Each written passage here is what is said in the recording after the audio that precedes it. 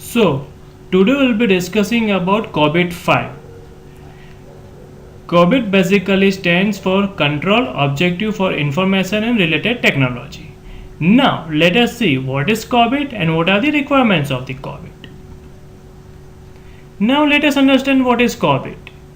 Cobit 5 is basically GIET framework issued by ISACA, Governance of Enterprise IT. Purpose of Cobit 5 is for the governance and management of information technology. We do have 5 principles and 7 enablers for the Cobit system. So if you remember this 5P and 7E, you will able to understand full Cobit frameworks. Basically, the Cobit 5 principles and 7 enablers are generic and useful for all the enterprise, irrespective of sizes, whether it's commercial, not-for-profit, or in public sector. Now let us understand principles of Cobit. These are very important. Every CISA candidate should know at least these 5 principles of Cobit 5. But for this, I would like you to remember one term, that is MEHIS, me, his. Me, his. So this is basically my way of learning the principles, so my way of remembering the principle of Cobit. How I do that? So M stands for meeting stakeholders need, E stands for enterprise end-to-end coverage, H stands for holistic approach, I stands for integrated framework, and S stands for separate governance from management. This is basically 5 principles that I request you to note down and to remember. So to remember, Cobit 5 is equal to me, HIS, me, his, me. So very first principle of Cobit 5 is meeting stakeholders needs. So this is what Cobit requires. It requires all the processes and enablers to support the business through use of IT. It actually translates the high-level enterprise goals into manageable and specific IT-related goals, and then afterward it maps these specific processes and practices with particular goals. Thus, Cobit 5 effectively supports alignment between enterprise need and IT solution and services. So this is very important principle of Cobit 5, that is meeting stakeholders needs. So IT should actually support what stakeholders are looking for or what are the objectives of stakeholders. So now what is the second principle of Cobit 5? As we discussed, E stands for end-to-end coverage of enterprise. Cobit basically requires coverage of full enterprise. It is not restricted only to IT department or only IT function, but everywhere information is treated as an asset. So Cobit 5 covers all functions and processes within the enterprise. Cobit 5 is not only for IT function or IT department, but for enterprise-wide and end-to-end coverage. It treats information and related technology as assets that need to be dealt with just like any other asset by everyone in the enterprise. So information is given prime importance, and then that information basically is not related to only IT department but the full enterprise, end-to-end coverage. This is the principle of Cobit 5. So now let us discuss about the third principle of Cobit 5. H stands for holistic approach. There are certain enablers that Cobit 5 take into account for implementing GEIT in any organization. So what are these enablers? These enablers are basically principles, policies, processes, organization structure, culture, ethics, information, services, infrastructure, application, and even people. So everything is taken into consideration. So basically, efficient and effective governance and management of enterprise IT require a holistic approach. So holistic approach is basically approach that it considers all the enablers that we discussed now, taking into account several interacting components. So these are the several interacting components: people part, application part, processing part, culture part.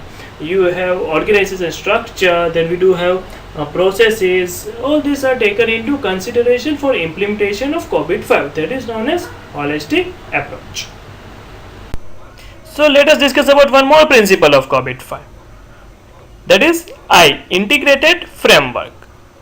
Cobit 5 integrates and aligns with other relevant standards, frameworks, and best practices. So, Cobit 5 is very flexible. It is basically termed as, or it serves as, overarching framework for governance and management of enterprise IT. So it is very flexible and can easily align with other relevant standards, frameworks, and other best practices. So now let us discuss the last principle of Cobit 5. MEHIS. S basically stands for separating governance from management.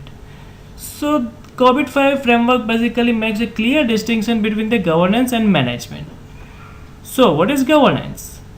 Governance is basically the body that ensures that stakeholder needs to be achieved by setting direction and monitoring the performance. On the other hand, we do have management. Management basically plans, builds, runs, and monitors the activities in alignment with the direction set by the governance body. So governance body basically gives the direction, and the management then plans, builds, and runs the particular activities to ensure the direction given by the management are achieved. So governance is basically done by the board of directors under the leadership of chairperson, while management is done by the executive management, senior management under the leadership of chief executive officer. Now let us again recap the full principles of Cobit 5. M stands for meeting stakeholder needs. E stands for end-to-end enterprise. H stands for holistic approach. I stands for, yes, you are right, integrated framework. And last, H stands for separate governance from management. You remember this fine principle and then you are the champion of Cobit 5. MEHIS, meeting stakeholders need, end-to-end coverage, holistic approach, integrated framework, separate governance from management. So now this is basically Cobit 5. Let us see what are the enablers of Cobit 5. Earlier we learned about the 5 principles. Then these are the 7 enablers that helps Cobit 5 to influence particular organization. So now what are the enablers? Enablers are basically factors that individually and collectively influence whether something will work or not. So Cobit 5 describes 7 such enablers. Now what are these enablers? Principles, policies and framework, processes, organizational structure, culture, ethics and behavior, information, services, people, skill and competence. So CISA candidate need not remember all the 7 enablers, but then they need to have basic idea about these particular enablers.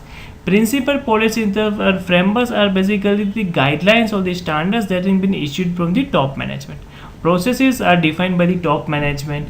Organizational structure, reporting structure, authority, responsibility, culture, ethics and behavior of the organization. Information is very important and critical in enabling or in implementing Cobit 5.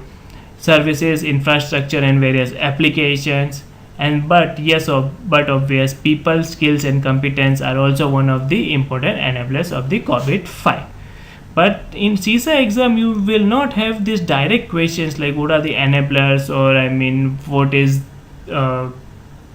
they cannot ask about directly about any enablers. So you need not remember all these enablers, but then you need to have basic understanding of these enablers.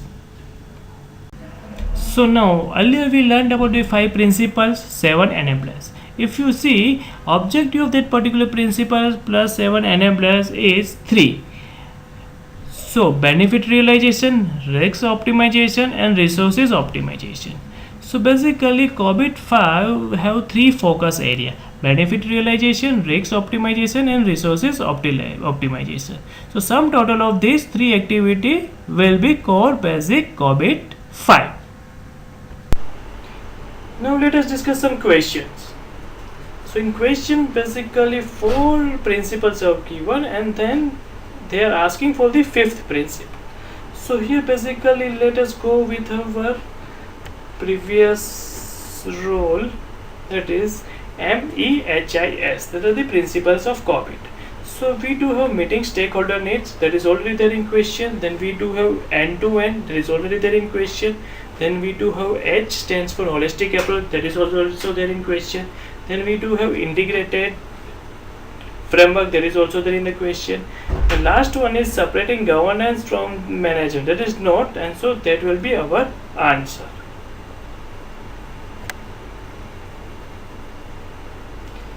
Now let us take one more example. Here also same scenario, 4 principle given, 5th principle is being asked for. So first ME, M stands for meeting.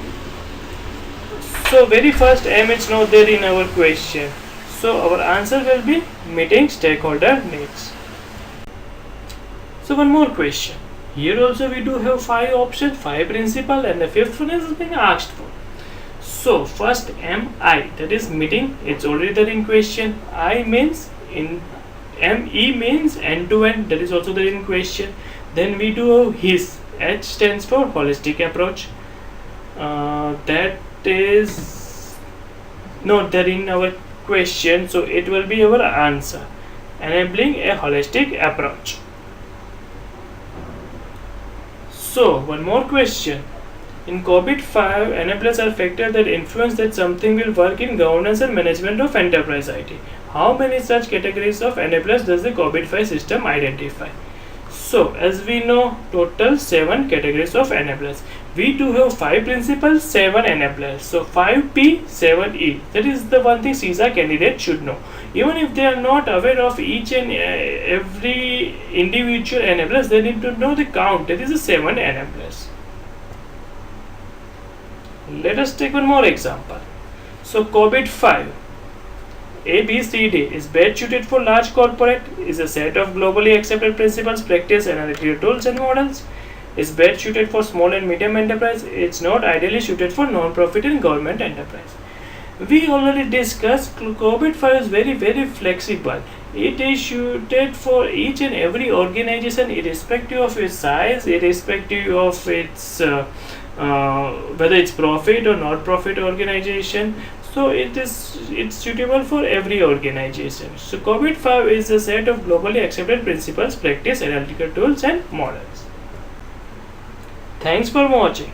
For more such videos, please visit datainfosec.blogspot.in.